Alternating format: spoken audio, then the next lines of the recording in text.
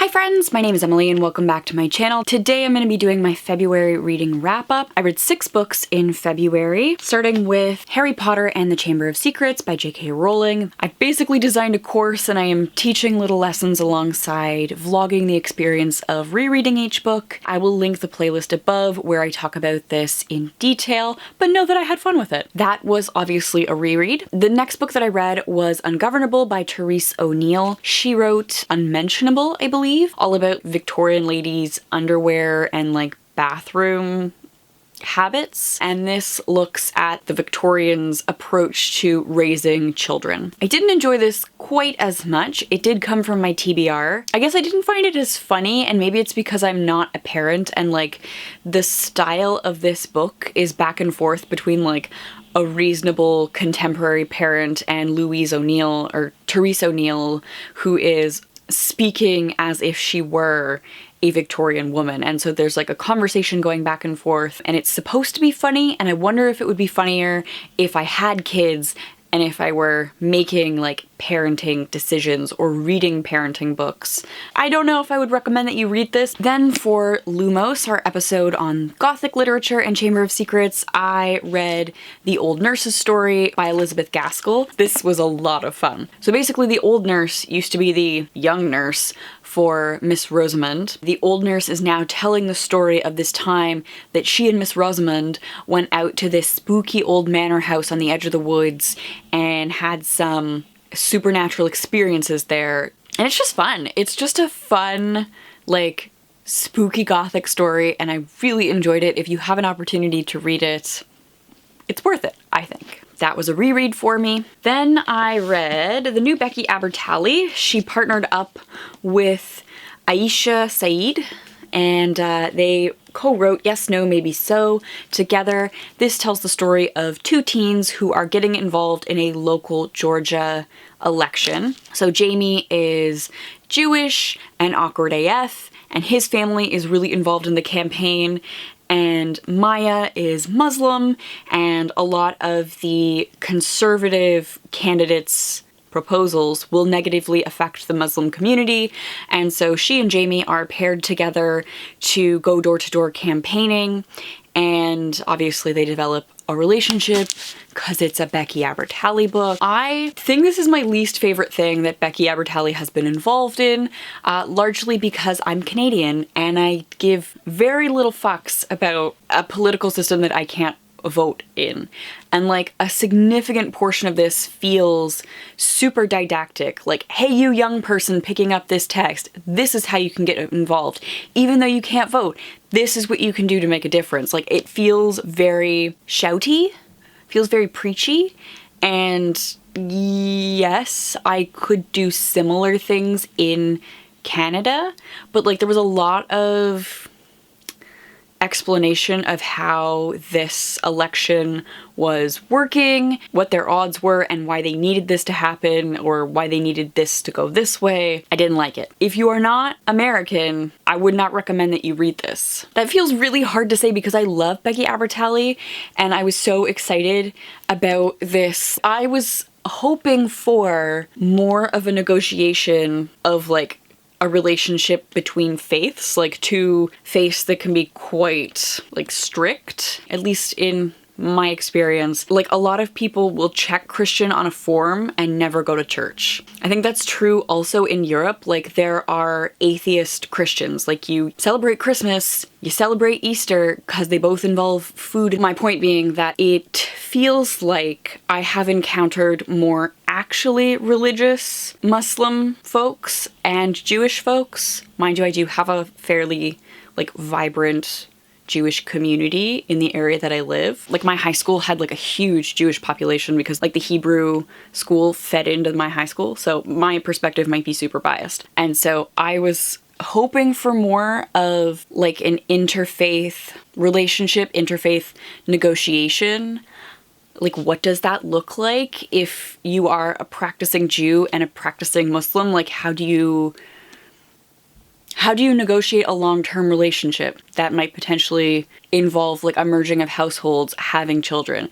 Not that kids in high school are doing that, but that's more what I wanted, and I got American politics. So this was a new buy. It is what it is. The next book that I picked up is Turtle Under Ice by Juleah del Rosario. This is a new buy. I picked up because of its formal innovation. I heard about this on the HKHS podcast. This came out in February, and they mentioned that this prose poetry story of like a sister who runs away and the sister who's left behind following the death of a mother and then the miscarriage of their stepmother's baby. So there have been two traumas and then one sister runs away. And so we're flipping back and forth between the two sisters and it's all done in poetry. And I was like, YA doing something neat with form? I'm here for it. I'm gonna try it out. It was all right. Yes, it was formal innovation with poetry,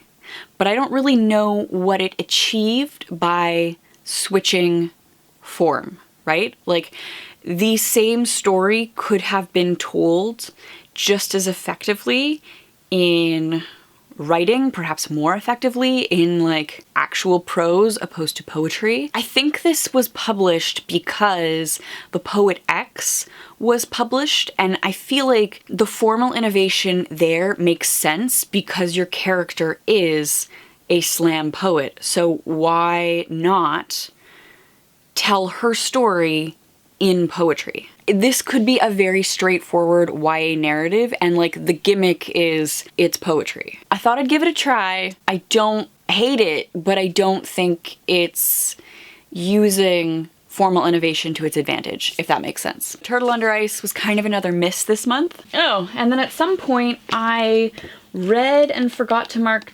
down A Girl Called Echo, Volume 1 of the Pemmican Wars. This I picked up for a book club, so we are reading this alongside the Marrow Thieves, and we're gonna chat about it. This is maybe gonna sound assholey, but I feel like the cost for content is not worth it. There are 44 pages in here. There's very little text. Like, it's looking at a specific point in Métis history. So I believe we're looking at stuff with Louis Riel, the fight for independence. The Red River Métis people were forced sort of out of their place in Ontario into Saskatchewan, and then like they had a land grant, but then Canada was like, hey, we're gonna fill up that land with Europeans instead of these Indigenous folks who are an inconvenient to us, so let's schlep them off again. Spoiler alert, the Métis people lost. The history here, it's like very half-assed, and I feel like the timeline of the Pemmican Wars in the back, like this back piece where they're like, here's the Pemmican Wars explained, is really what they want to talk about, and they haven't effectively done it. So it flips back and forth between present day and the past. So in present day, we have this young Métis girl who is in foster care, and she's like alone, she's in a new school, sad.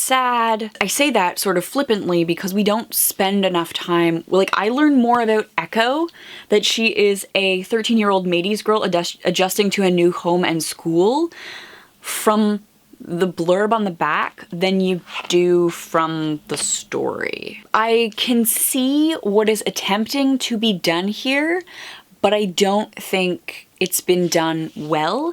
And I think for the $20 cover price, there should be like significantly more content. Graphic novels are expensive.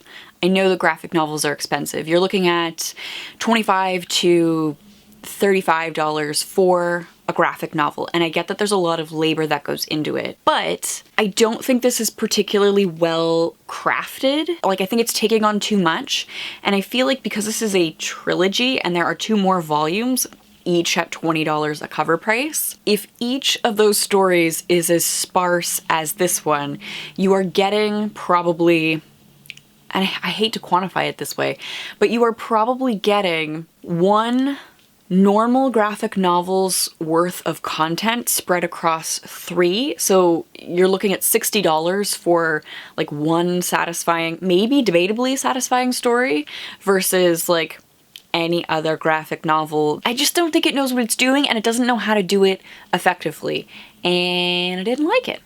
this was a new buy. The last book that I read was Halfbreed by Maria Campbell. Maria Campbell is a Métis woman living in Saskatchewan, very much a part of the history of folks. Like, her history is the history that they're trying to explore here and failing. Campbell tells of her life as like a young person with an alcoholic father. When her mother dies, they are like the road severance people. Like, they don't have land. They're not reserve Indians. So they don't have a space to go. It's an account of her life of poverty and abuse. And fun fact for you, if we want to talk about rape being fun, Campbell's memoir. Let me grab it. So Campbell originally wrote her memoir, and it was like 20,000 pages or something ridiculous. And the editors were like, no thank you. People don't want to hear that much about a person of color. We need you to edit that down. And so I would love to see those, probably like 2,000 pages, but I would love to see like the full uncut version of this, because she's such an important part of like Indigenous activism right now. She's still alive, she's 79. Fun fact, Campbell in this pared down edition recounted the experience of being raped by members of the RCMP, the Royal Canadian Mounted Police, at the age of 14, and the publishers were like, no, we're gonna take those 2 pages out. They took those 2 pages out. Those 2 pages have been put back in more recent publications. This is an older publication I picked up secondhand. Just the fact, like, how they've reduced how, like, white settler colonial publishing houses reduced her life to one, like, bite-sized, like, just the funny parts, when her life is one of, like, trauma and poverty and sex work and drug abuse and addiction and